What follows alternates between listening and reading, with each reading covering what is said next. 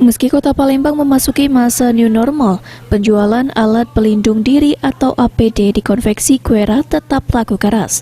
Pasalnya APD masih dibutuhkan tim medis dan pihak tertentu untuk pemulihan kondisi pasien COVID-19. Berbagai pesanan dipenuhi oleh konveksi Quera, baik perorangan atau pesanan banyak.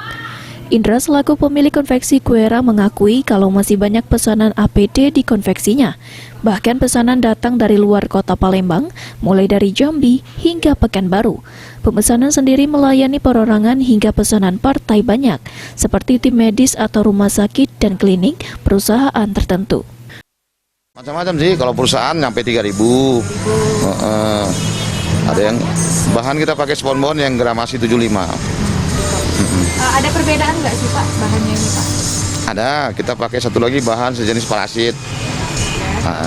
Baik, untuk bahan bakunya sendiri di saat pandemi corona ini susah nggak Pak? Awal-awal susah, karena semua butuh kan. Untuk harganya sendiri berapa? Harga kita bisa nego ya, tergantung. Bisa 75, kalau banyak bisa 60, bisa lagi 50.000 kalau banyak.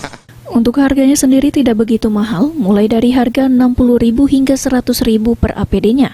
Untuk bahan pembuatannya sendiri sekarang mulai mudah didapat, sehingga konveksi bisa memenuhi permintaan pasar yang banyak, pesanan bisa mencapai 3.000 APD.